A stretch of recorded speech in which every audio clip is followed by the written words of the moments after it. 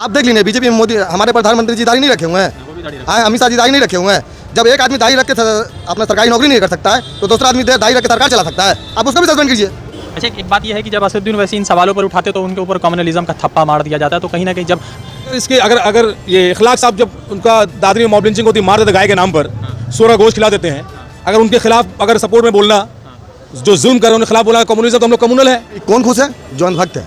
आज दुबई में खेला हो रहा है तो मुसलमान का बेटा कैसे के साथ बैठा हुआ है? किसका बेटा बैठा हुआ है? अमित शाह का बेटा।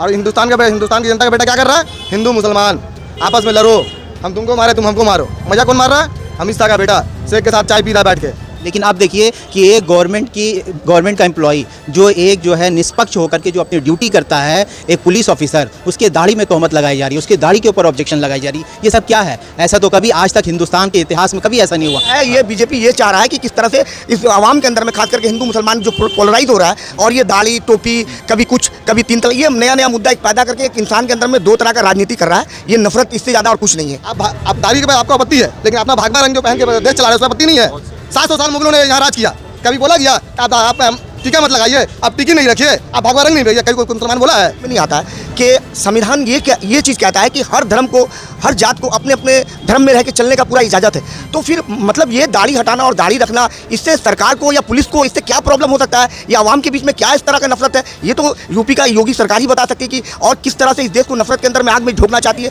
ये तो सरकार खुद बताए। अरे मेन दाढ़ी का मुद्दा नहीं है, मेन मुद्दा ये है कि मुसलमानों को किसी तरीके से सरकारी महकमे से दूर किया जाए। मेन इनका मुद्दा ये है। अभी भी आप देखेंगे इस समय में, आप यूपीएससी में देख लीजिए, आप निफ्ट के एग्जाम में देख लीजिए, मुसलमान टॉप कर रहे हैं। इनका एक बहुत बड़ा प्रोपेगेंडा चल रहा है। नमस्कार आदाब, मैं रज़ा अंसारी, स्वागत है आपका यूट्यूब चैनल मिस्टर रिएक्शन वाला पर। पिछले कई सालों से लगातार उत्तर प्रदेश में मुसलमानों के साथ जिस तरह का जुल्म हो रहा है, और आपने देखा होगा कि रामपुर से जो है समाजवादी पार्टी के जो एमपी है आज़म खान, उनके ऊपर बकरी चोरी और ज़मीन चोरी के कई सारे ऐसे मामला डालकर पिछले 8 से 9 महीने के अंदर जो है उनको जेल में रखा गया। किसी तरह की कोई सुनवाई नहीं हो रही है। और जिस तरह से कफील के साथ, शर्जील इमाम के साथ, अलीगढ़ मुस्लिम यूनिवर्सिटी के बच्चों के साथ जिस तरह से योगी गवर्नमेंट वहाँ पर जिस तरह से जुल्म कर रही है, अब वो जो है पार हो चुका है। क्योंकि कल तक जो है जनता के बीच हिंदू मुसलमान हो रहा था, अब जो है ऑफिसर के बीच, पुलिस ऑफिसर के अंदर भी हिंदू मुसलमान कर दिया गया। सवाल यह है कि बागपत से जो है इंतज़ार अली नाम के एक ऑफिसर थे, उन्होंने दाढ़ी बढ़ा ली तो उनको सस्पेंड कर दिया गया। जब पीआरओ के पास जाके सवाल पूछा गया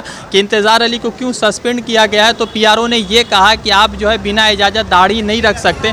तो सवाल ये है कि जब सिख कम्युनिटी के लोग दाढ़ी रख सकते हैं तो मुसलमानों के धर्म को लेकर, उनके फेथ को लेकर, उनके दाढ़ी रखने को लेकर क्यों इतना ज़्यादा बवंडर मचा हुआ है? और उत्तर प्रदेश सरकार कब इन चीज़ों से जाकर मुसलमानों को उसके राइट्स के ऊपर बात करेगी? तो इसके ऊपर जो है कुछ यूथ है कलकत्ता का, ये सबसे समझिए कि ऐतिहासिक जगह ज़करिया स्ट्रीट मुसलमानों की घनी आबादी है। तो यहाँ पर जनता से जानेंगे कि उनका किस तरह से इस पर रिएक्शन है। कुछ पॉलिटिकल लोग हैं और कुछ आम जनता है, तो उनसे हम इन मुद्दे पर जानेंगे।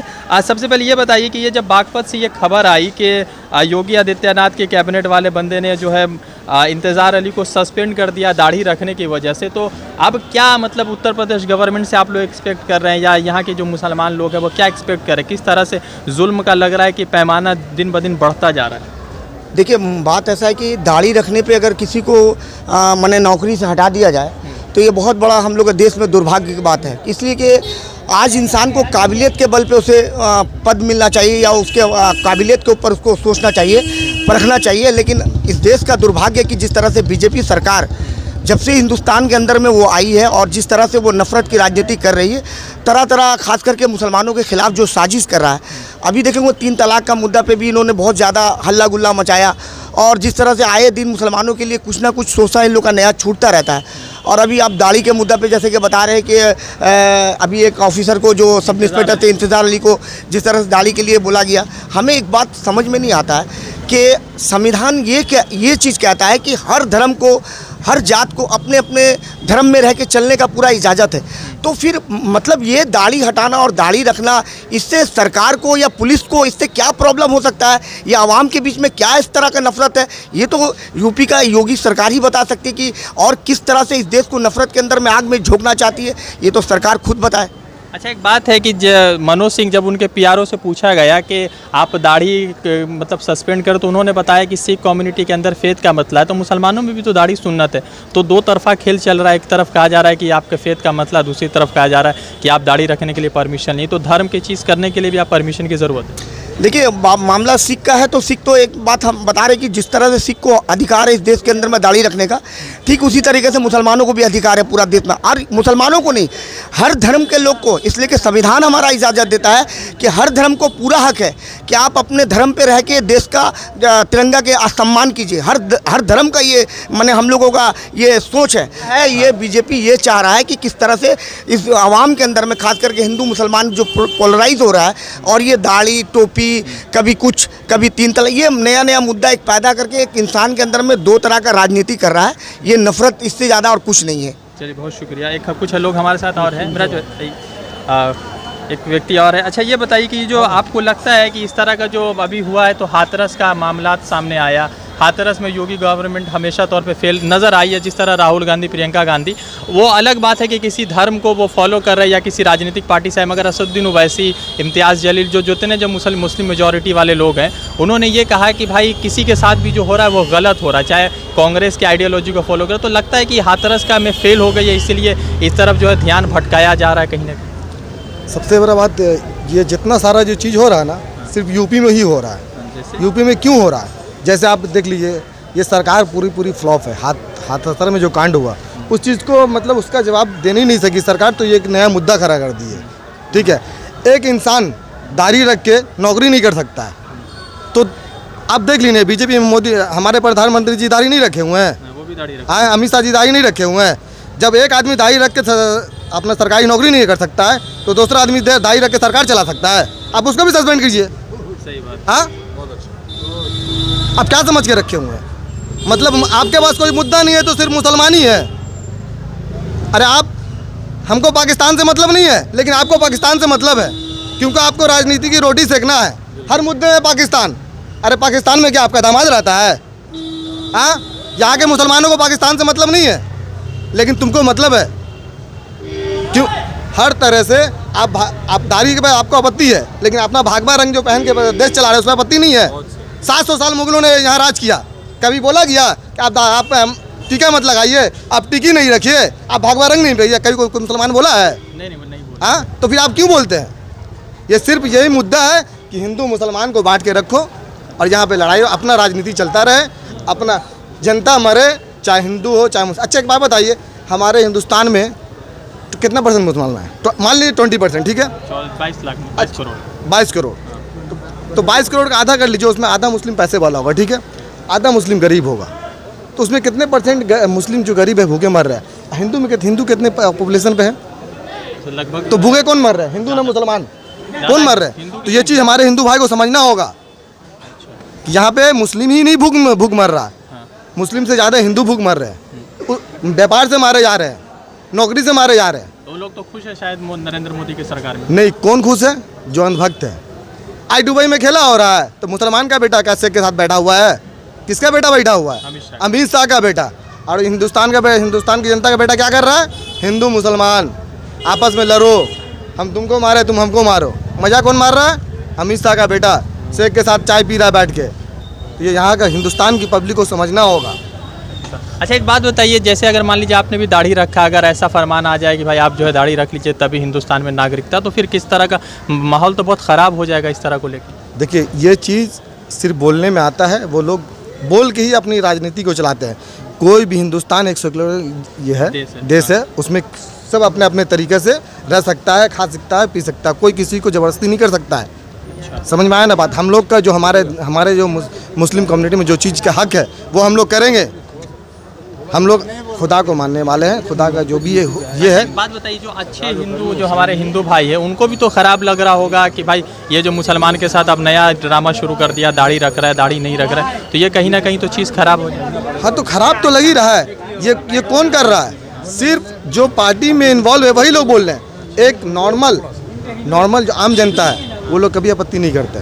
जो पार्टी में इन्वॉल्व है, पार्टी के लीडर है, वही लोग ये सब मुद्दा खड़ा करते हैं। ये चीज़ को यहाँ हिंदुस्तान की आवाम को देखना होगा, समझना होगा।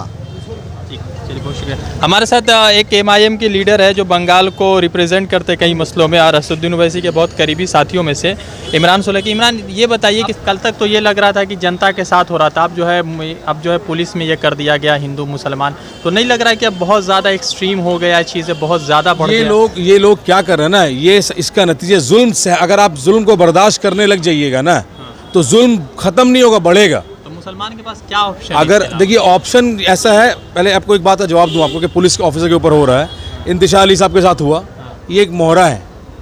ये लोग टेस्टिंग कर रहे हैं। जब पहला मॉब लिंचिंग हुआ था इखलाक साहब के दादरी में, तो उस वक्त मैं दोस्तों में बैठ के बात कर रहे थे, वो लोग सिर्फ टेस्टिंग की है कि मुसलमान का रिएक्शन क्या होता है।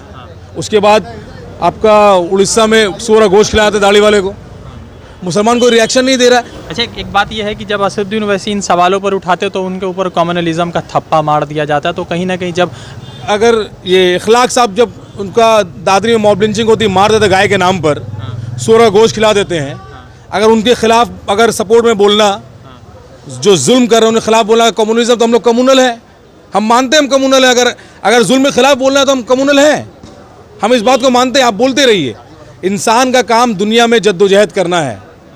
हम दुनिया में आए हैं, हमको ये पता है कि हमको जद्दोजहद करना, कोशिश करना है।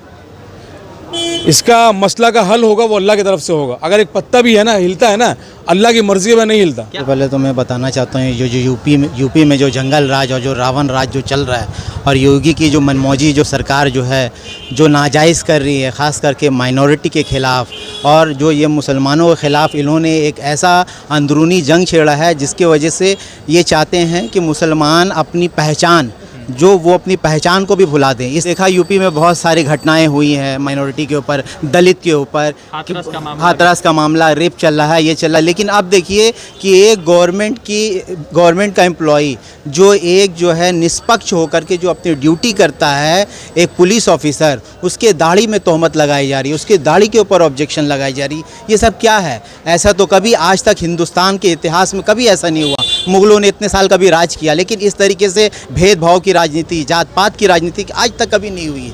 और आज बताइए, ये कहते हैं कि दाढ़ी रख करके आप ड्यूटी नहीं कर सकते। क्या प्रॉब्लम है भाई आपको इस दाढ़ी की वजह से? सवाल ये भी है कि अगर जब पंजाबी मतलब कि अपना पगड़ी पहन कर दाढ़ी रख कर सकते, तो मुसलमान दाढ़ी रख के कर लेगा, तो इनको क्या परेशानी लग रही होगी? देखिए, आज हमारे देश में पंजाबी दाढ़ी रख करके, पगड़ी पहन करके ड्यूटी कर सकते हैं, और उस तरीके से और भी कुछ जो है जाति के लोग हैं जो अपने धर्म को फॉलो करते हुए अपनी ड्यूटी कर सकते हैं। दाढ़ी का मुद्दा नहीं है, मेन मुद्दा ये है कि मुसलमानों को किसी तरीके से सरकारी महकमे से दूर किया जाए। मेन इनका मुद्दा ये है हर जगह से। पिछड़ा हुआ है सरकारी महकमे, जी, जो पिछड़ा हुआ है। लेकिन अभी भी आप देखेंगे इस समय में, आप UPSC में देख लीजिए, आप निफ्ट के एग्ज़ाम में देख लीजिए, मुसलमान टॉप कर रहे हैं। इनका एक बहुत बड़ा प्रोपेगेंडा चल रहा है कि जो मुसलमान अच्छे लेवल में है, बिजनेसमैन है, एडुकेटेड है, उनको दबाया जाए, उनको ख़त्म किया जाए।